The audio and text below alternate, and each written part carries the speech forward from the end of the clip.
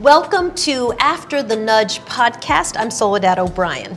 I'm J.R. Smith. So on this podcast, we chat with some outstanding grassroots community organizations. All received a nudge from Toyota in the form of a $10,000 grant. Today we are joined by Dr. Khalid El Hakim, who's put a unique, innovative twist on education by creating the Black History 101 Mobile Museum. Dr. Khalid, welcome to The Nudge. Thank you for the invitation. It's so nice to have you with us, Dr. Khalid. Thank you. Often when people think of museum, they think of a big building, but a mobile museum is a very different take on that. Tell me a little bit about how you got started.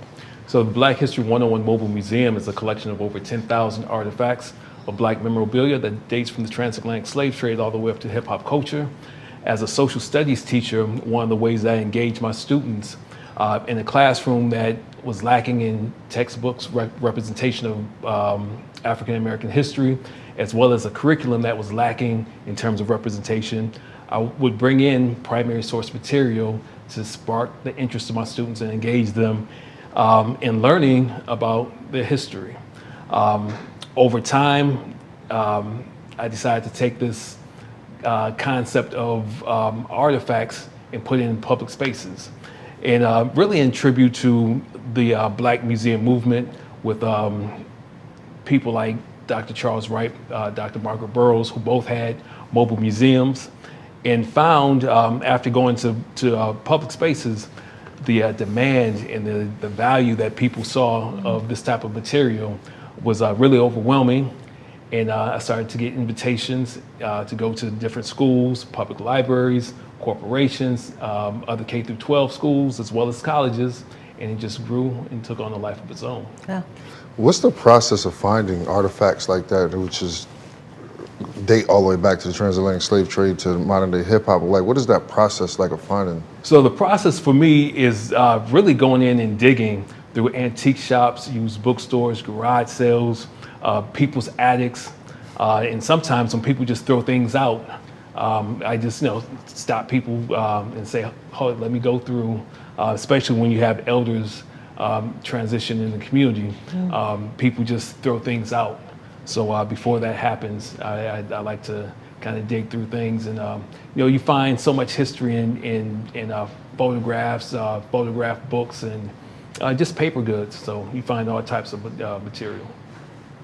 Give us an example of some of the artifacts that you have. So a couple of artifacts that I love to talk about. I was born and raised in Detroit. Detroit has a history of, if you look at the landscape of Detroit, there's a lot of abandoned buildings and houses in Detroit. And so that's created almost like an underground economy industry where people actually go into those homes and take out material that's there, historic material, take it to antique shops, and then people like me go to antique shops and buy some of this material. Like what kinds of things? One day I got a phone call from a gentleman who said that he found some paper goods in the house, and there's 3 paper goods. One was signed by Mary McLeod Bethune. Wow. The other one was signed by Dr. Carter G. Woodson, and the other one was signed by Paul Robeson. And these things were just sitting in the house. Amazing. And they're just fantastic pieces that take you to a time in Detroit's history where, for example, Dr. Carter G. Woodson was coming around to the churches in the area and talking about Negro History Week, which has become Black History Month. But so it's material like that. Going into antique shops, you might find Jim Crow related material, stereotypical type of material. This year we're celebrating the 50th anniversary of hip hop, right? And I have a deep roots in the Detroit hip hop scene. I used to manage an artist by the name of Proof from Detroit. But with us celebrating the 50th anniversary of hip hop, last year, Christie's auction house in New York auctioned off DJ Kool Herc's archive. And I got some of that material, some flyers, some jackets, and some other material. Oh, wow. Yeah. How important to you is it, obviously it's important to you, but how important is it to let everybody else know about history, their history, and where they come from and where our roots are? Well, history gives us a sense of who we are as a people, who we are as humanity. And when people who've been denied the opportunity to learn of themselves, when they're denied that, then it causes problems in terms of identity. So once people get a chance to see themselves in history, and I think about how many students I've met who've never been into a Black History museum before. So going into, say, like state museums around the country as I travel and not seeing representation, but to know that I can bring representation in the form of a mobile museum for people to see examples of where we are in history and the contributions that we've made, whether or not it's in science, arts, education, sports, entertainment, for people to see themselves represented is very, very important. So, and to be able to take this material to schools and different communities around the country has been a phenomenal experience. Yeah, I bet. Yeah. It's an interesting time, I think, is. too, right? On one hand, Yes. I think more Americans than ever are learning about things like the Tulsa race riots, Right. which I would say most people had no knowledge of, even though it's been 100 years. Right. And on the other hand, we know that books about Ruby Bridges, are being banned in some school districts, Yes. or even just books by Black authors are being Absolutely. banned. And so it sometimes feels like talking about Black history is problematic, especially when it comes to kind of a K through 12 audience. Have you been feeling that? How do you deal with that? So over the years, I found my tribe in different educational institutions around the country. And people have been very supportive of the work. It wasn't until this year that I've traveled where I've had to deal with people being afraid of bringing me in, because these type of conversations in this climate right now is the difference between somebody having employment and not. Right. It's the difference between institutions receiving state funding and not. So there's a lot of things tied to this. But this is also a reminder of the legacy of those who came before us and sacrificed for us to get this far.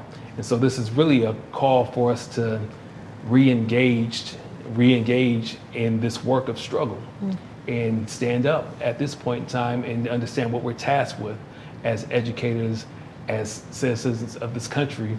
And we really need to take full advantage of these times right now.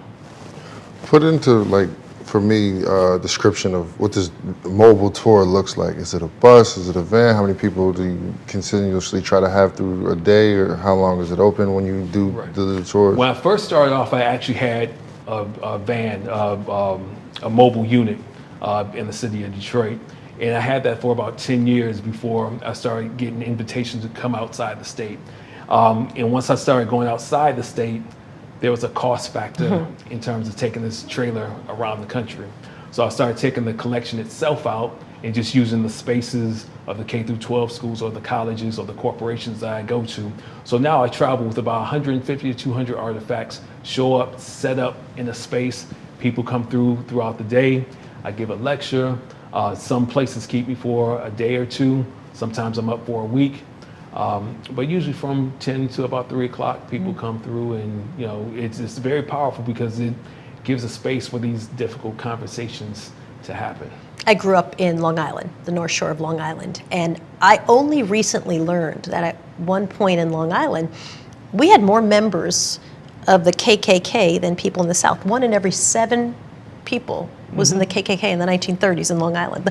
Our public library is across from a cemetery, and there are photos of like guys in white hoods, holding a funeral, a burial. Yes. For a leader of the KKK. I mean, it's like literally down the street from where I went to high school. And I was always sort of surprised that none of my social studies teachers ever mentioned it. I mean, we didn't go do a field trip there. You don't think of the KKK and Long Island, New York as Right. sort of a breeding ground for the KKK. And so I guess I'm curious if your focus is, hey, I want Black people to know their history, if your focus is, hey, I want white people to know Black people's history, or if it's kind of open to everybody. It's open. I mean, it's really all American history, right?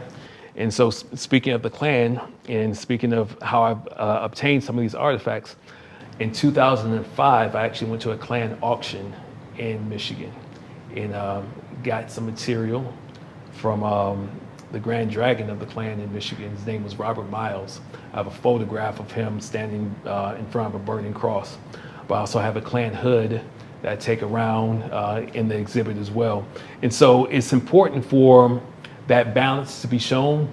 And because I come from a hip hop perspective, we keep it real. So when you walk through the Black History 101 Mobile Museum, yes, you're gonna see a Klan hood. Yes, you're gonna see lynching photographs.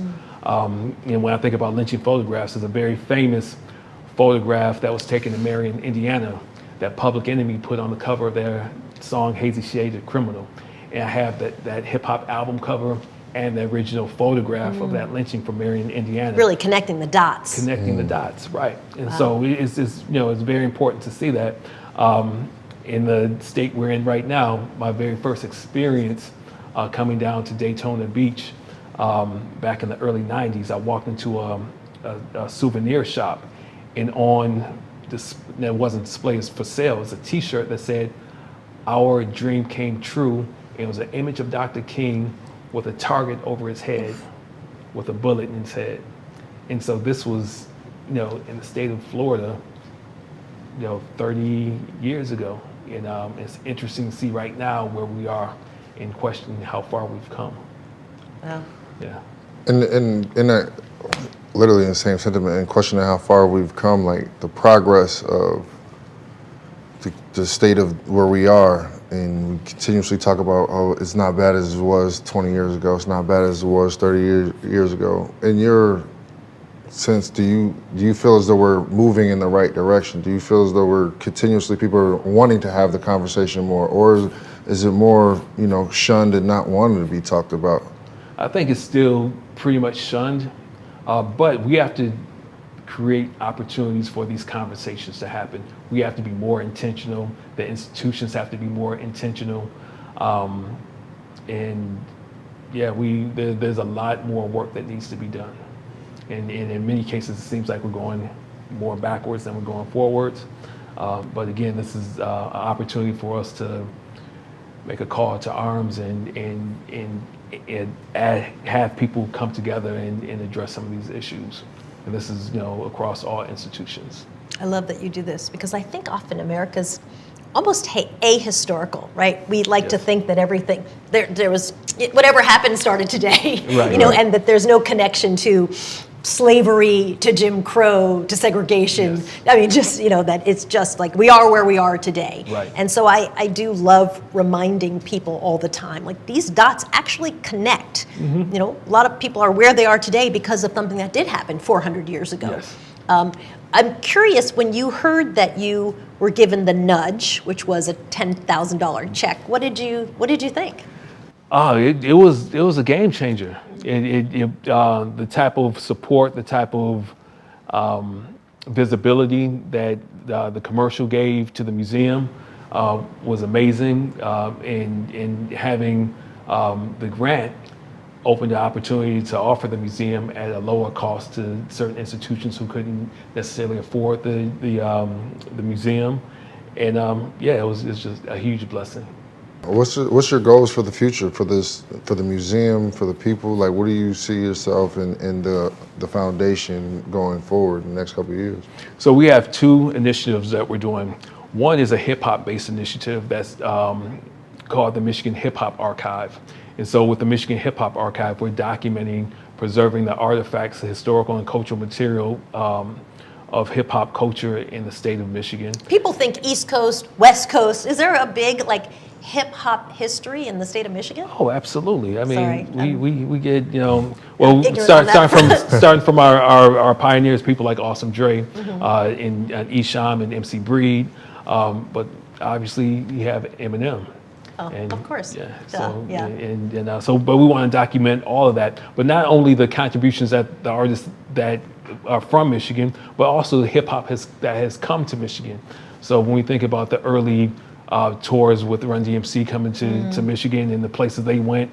You might ask, where did Tupac go when he came to Michigan, or somebody like Biggie? So we want to document all those experiences. But I have a partnership with Western Michigan University, the Lewis Walker Center on the campus of Western Michigan. I'm teaching a class on hip hop this semester.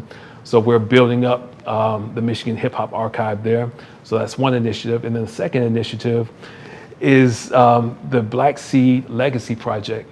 And so with 10,000 artifacts in an archive right now, I'm only taking out 200 artifacts at a time.